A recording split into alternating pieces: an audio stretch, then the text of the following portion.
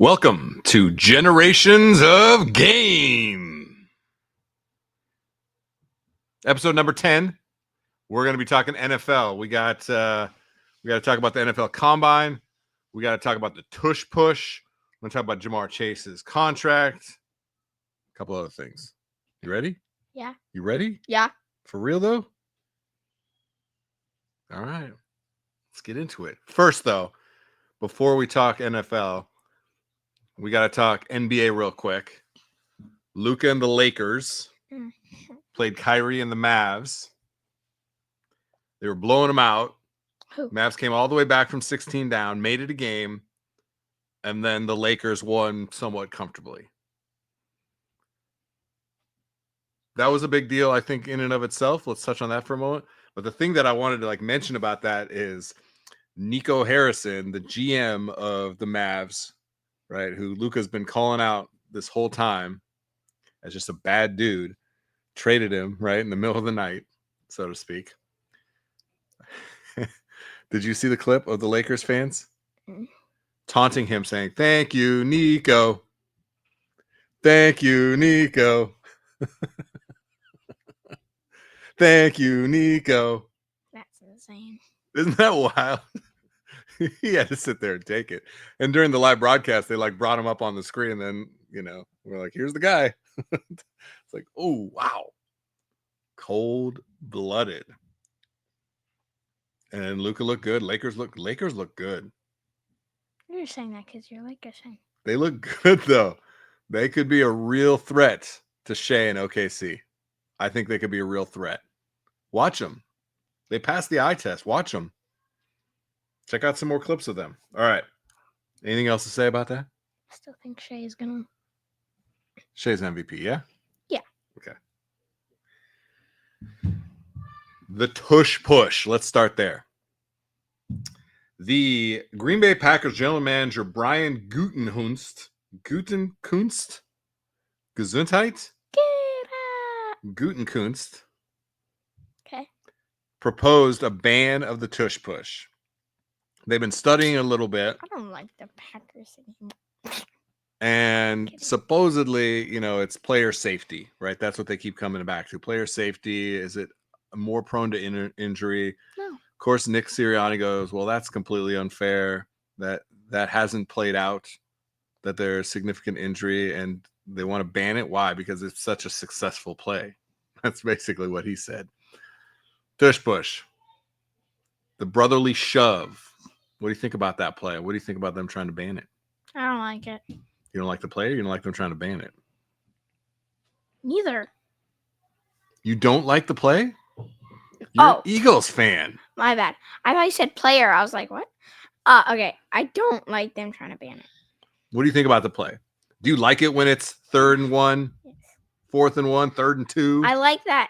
And it's coming? Yeah, because I've seen people say that it could be 3rd and 3, and you're on defense, and it's the Eagles, and you're like, they can get 2 yards easy. Easy. I've seen it stopped a handful of times. I've seen them on the touchdown, and they just go much. Whoosh. Yeah, they got a touchdown on a Super Bowl in it. And they went far. They went way farther. Yeah. Yeah, I thought Jalen Hurts was going to hit the uprights. He pushed so far into the end zone. I do like when the Ravens did Mark Andrews, a tight end, instead of protect your quarterback. We have Jalen Hurts who can squat 600 pounds. He can squat not as much, but close to as much as Saquon can. Then you have a guy who's got some serious leg drive. So I understand why they're letting him do it. If you had Brock Purdy on your team, I might have somebody else do it. Sorry, Brock. I had to think of the smallest quarterback real quick. Daniel Jones. No, nobody's putting Daniel Jones behind under center for any team now. I don't like banning it. No, for sure. I don't see it being a non-football type play, that it's unfair to competition. I don't see it adding to the potential and high risk of injury. I just think that they don't like it because it looks kind of ugly. It's not like a pretty play. You know, it's not like a smooth, good looking. It's not like an end around. It's not like a nice slant. It just looks like a big scrum in rugby. I get it. But that doesn't mean it's bad for the game. No. Okay. Like they look worse in fumbles. Yeah. All right. Jamar Chase. Bengals are talking about making Jamar Chase the highest paid player ever, non-quarterback player. They haven't released details of what exactly that means, but clearly they want him. Joe Burrow's got a big deal. He's getting $55 million a year. They're not sure what to do with T. Higgins. They want to give Jamar Chase a big contract. We be talking bigger than Justin Jefferson, who got $35 million a year and $110 million guaranteed. So it's going to be a bigger contract than that. It means he will be getting paid more than some quarterbacks. But you have, Dak and Joe and some of those guys at the very top that are at the 60, $55 million a year mark. So he's probably going to be, $40 million a year for a wide receiver. But look at him. I mean, he's like knocking on the door of Triple Crowns, first team All-Pro. I'm still confused. Why do you do that with your jaw? Nobody wants to see that. It looks creepy. Anyway, I'm still confused. Tell him in the comments. Nobody wants to see that. I'm confused. About? Why he's re-signing with that team.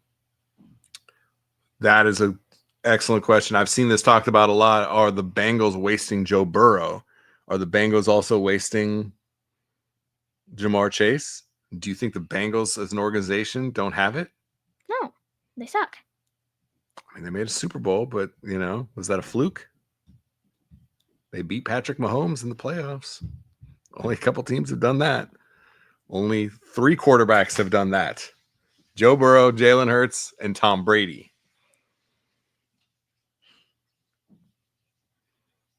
Say more. I don't know. I just don't think he should re-sign with a team that did not go anywhere last year. I mean, they were on a tear at the end, but man, they can't get out of their own way at the beginning of the season. What's with these 0-2 starts and stuff? And then not making the playoffs? And then their defense sucks. Yeah, Hendrickson's good, but their defense, they have to outscore everybody. They are really leaning heavy on Joe Burrow, Jamar Chase, T. Higgins. Mm-hmm. For sure. Yeah. And they may not have T. Higgins anymore. So now you're really going to see the double teams coming on Jamar Chase. And Joe Burrow already gets sacked a ridiculous amount. It's gotten a little better. But that guy gets sacked a lot. Okay. So you don't think he should re-sign with them? I think that's happening, and he's going to have the biggest deal of a non-quarterback ever. Do you think he, as a player, deserves to have the biggest contract like that? Do you think he's that dude? Not yet. What else he's got to do? Make the playoffs. Well, he's done that several times. Win a Super Bowl. Okay, win a Super Bowl. You think he has to win a Super Bowl before he gets a big contract? Oof, man, this guy's tough. Let's see. What else did I see? What else see? Oh, Matthew Stafford trade. Why would I didn't understand this at all. Why would the Rams be looking to trade him? I know McVay said it's a high priority for them to pay him and bring him back. He's another quarterback. Why is every quarterback potentially going to the Steelers? I heard Aaron Rodgers going to the Steelers. I heard him going to the Steelers. I heard them making a move to get a quarterback in the draft. They already have 2 quarterbacks. They already have Russell Wilson and Justin Fields. What is going on in Pittsburgh? Why is Matthew Stafford's name being floated around for Pittsburgh?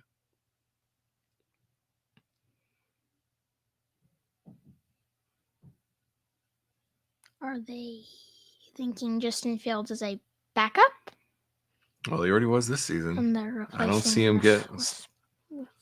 I almost said Russell Westbrook. Russell Wilson is like Russell Westbrook. They get no respect.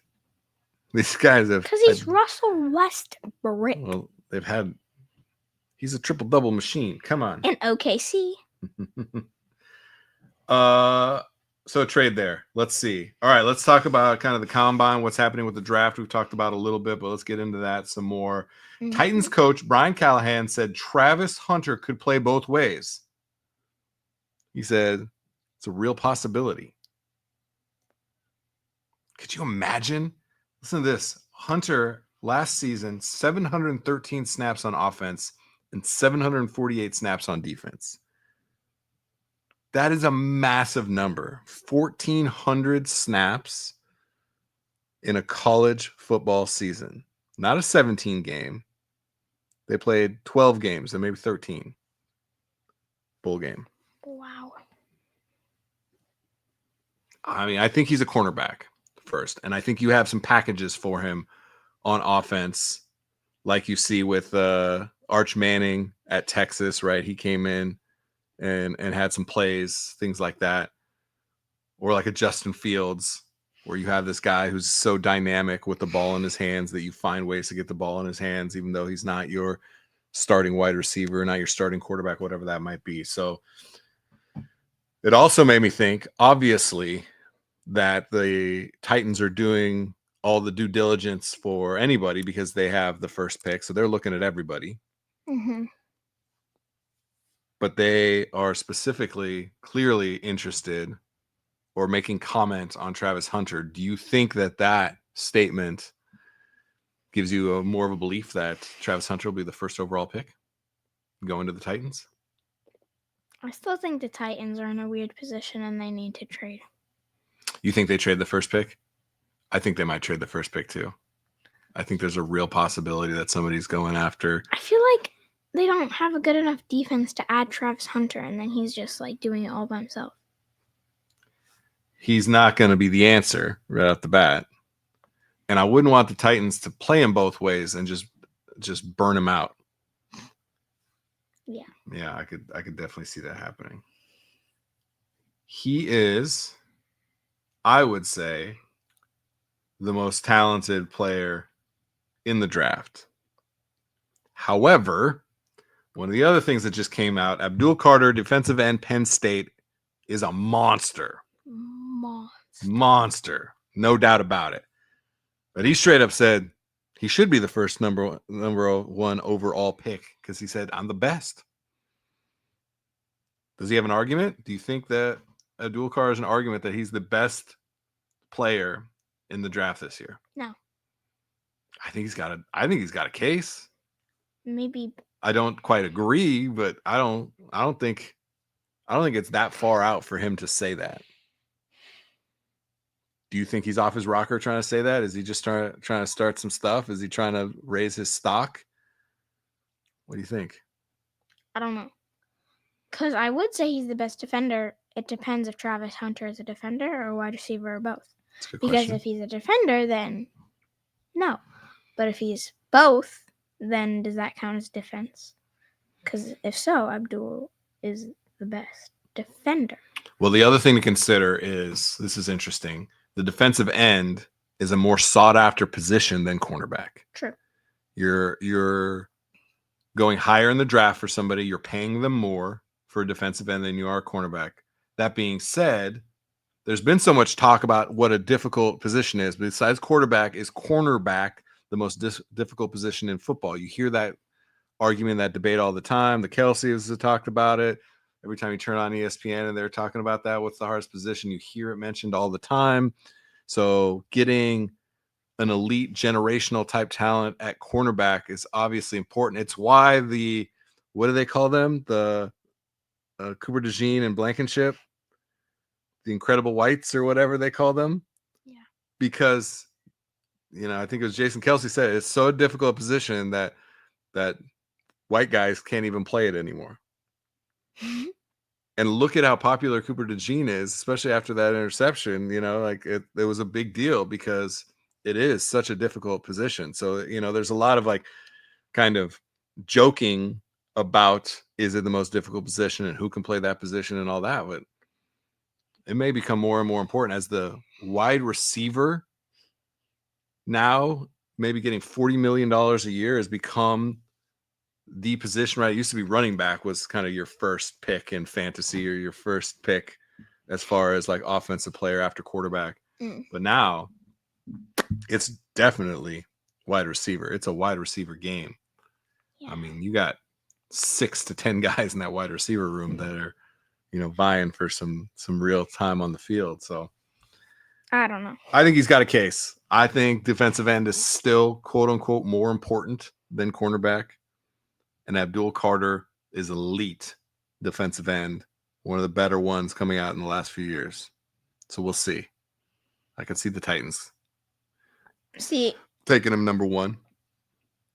I don't know if they move off that first pick, depends on who it is. And I don't think nobody's going up to get Abdul Carter. I don't think nobody's moving up to get a number 1. They're afraid that they can't get a quarterback, and they're going to get Cam Ward or Shedeur Sanders or Jackson Dart, who keeps creeping up that list. Remember, Andrew said he had him as a sleeper. Ole Miss, Jackson Dart. All right, next up. Shedeur Sanders has said that he won't work out at the combine. This is becoming an interesting thing because last year, Caleb Williams, Jayden Daniels, and Drake Maye also didn't go. It used to be that the combine was a place where you kind of really had an opportunity to show off your skills to all of the NFL teams. I think what's happening now is these guys are like, look, you guys have been watching me on film and breaking down my film for season after season after season. I don't need to show you anything else. I'll pass the medical exams to make sure that I'm healthy and fit to play, but I don't need to go out there and be a show pony and show you that I can throw the deep out. And so they're not going out there and doing it. They're not wasting that time. They go to Indianapolis. He's at the combine. He's going to be talking to teams. He's going to be doing the interviews because I do think that's important. He's not going out there to show off the skills. Do you like that? Do you think it's strange? Do you think this is like a new direction that the NFL is taking? Like, what's your take on this? I think it's smart, not gonna lie. Yeah, what do you like about it?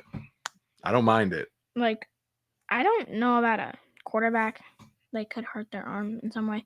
But for a wide receiver, trying to catch balls, you twist your ankles, jam your finger. Always the chance of injury. Is it worth it? You don't hear him talk about that being the reason as much like you do in bowl games. But I bet you it comes in their mind. It's just they don't want to have one day where if they throw a couple bad passes that all of a sudden their draft stock drops. So they're counting on their seasons, obviously their last season and then their combined seasons to be the benchmark that people are looking at them for, saying they are or aren't ready for our team for this level of pick. I used to kind of think when I heard that they were being a prima donna. Oh, I'm so good, I don't need to do that. Now you're seeing more and more guys do it. Maybe it is true. They are being prima donnas. But I still think that I don't mind it. I don't mind that less than I mind them sitting out bowl games. Remember we talked about Shedeur Sanders and Cam Ward. Shedeur cooking them over, sitting out the second half versus Iowa State. So that's a couple of things going on from the combine. Now, thinking about the combine made me think of a couple things that I wanted to throw some learning at you. Okay. Some stats, some information. And I looked up some combine records. Do you want to hear some combine records? Guys who have set the records at the combine? Sure. Last year, somebody set the record of the 40-yard dash at the NFL combine. Who was it? Oh, what's his name? I know. He's on the Chiefs. He's a wide receiver. Mm-hmm. Had a touchdown in the Super Bowl. Yeah, I know. Went to Texas. I know who he is. I'm trying to think his name. XW. Xavier Williams. Oh. Wilson? Oh. William. W-O. Worthy. Xavier Worthy, 4.21 seconds. And that garnered him the number 9 overall pick. I thought I was fast. Now, supposedly the urban legend is that Bo Jackson ran like a 4.05. Who's Bo Jackson? I failed you. No. Bo Jackson's one of the greatest athletes of all time. Running back. Oh. Raiders. Okay, yeah. Auburn. Baseball. Baseball, Royals, like one of my favorite athletes. I used to have the number I know, 34 jersey. I knew. Okay. Chill. I'm sorry, everybody. No, he's not. I've failed my son. He hasn't even taught me how to use chopsticks. And we're Asian. All the time. I show you how to use chopsticks every day when I use them. Cap. Mm-hmm. I'm calling Cap. 4.21 seconds. Xavier Worthy, wide receiver, Texas. Broad jump. That's the one where they're 2 feet down and you got to jump forward as far as you can go. Current. Gerald Sensabaugh, safety, North Carolina, 2005. He was the number 157 overall pick for the Jaguars. Apparently, having a great broad jump doesn't get you a high draft pick. 46 inches. He jumped 4 feet. He jumped 4 feet. That's like a lion leaping at you. 46 inches. Whew. Not in the air, but landing where he landed. Oh. All right. And one more. I'm sorry. I messed that up. That's the vertical jump, 46 inches. I was like, wait a minute. That sounded wrong. This is further. 46 inch vertical is what Sensabaugh had in 2005. The broad jump was Byron Jones, quarterback from Connecticut, 147 inches in 2015, got him the 27th overall pick from the Cowboys. 147 inches. He's jumping whole humans distance in the broad jump. What? Loco. Bro's legs are different. 147 inches. Dude. Wow, I can't. 46 would be a lot for me to try and jump. 147 inches. That's like triple. Sheesh. Bench press. Wait, hang on a minute. Oh, you think you know who this is? I feel like I know who this is.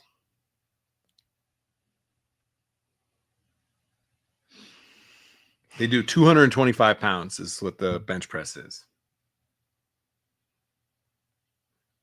Stephen Paya. Oh. Paya? I said Stefan, not Steven. And it might be Stefan.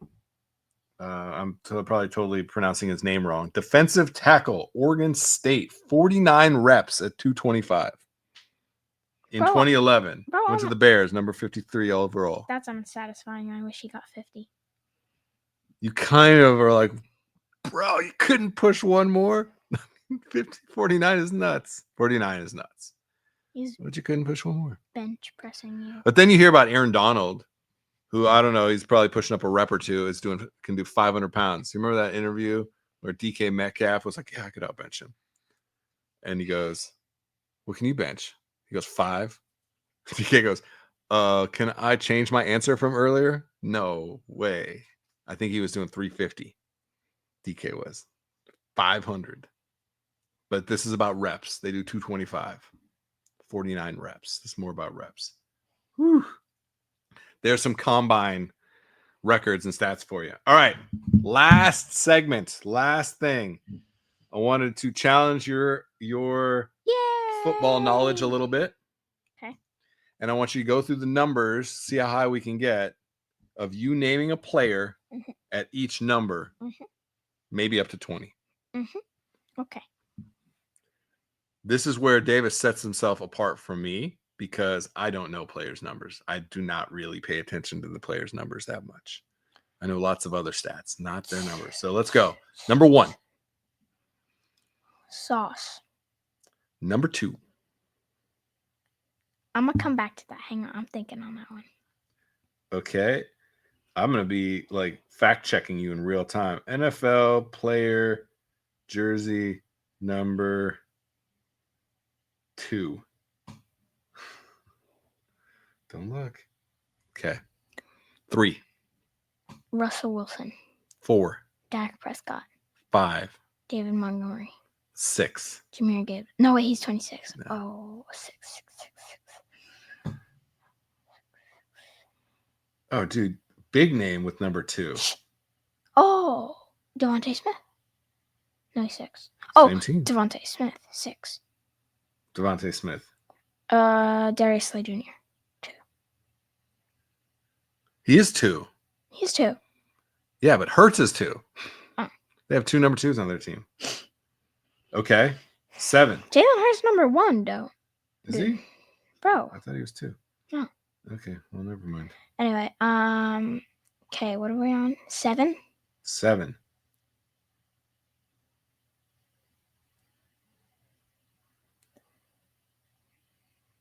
Trayvon. Wait, what's his name? Stephon Diggs' brother. Trayvon Diggs. Trayvon Diggs is Steph's brother. Let's see. 7. 7. Okay. 8. Lamar. John Elway was 7. And you can go all time too if you want. Lamar Jackson is 8. 8. Okay, 9. 9. Matthew Stafford. 10. Wait, no. Matthew Stafford's not 9. Try me. You're right. Wait. Yeah, okay. Go ahead. 10. Justin Herbert. Nice. Yep. 11. AJ Brown. Oh, yeah, duh. 12. That's an easy one. 12. Lots of 12s.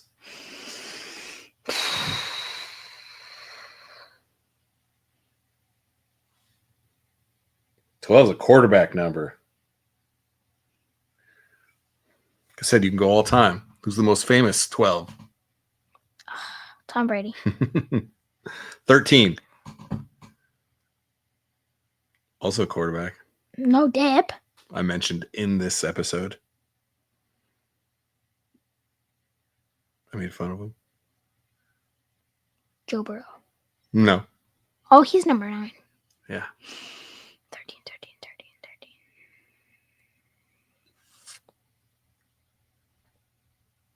Hang on.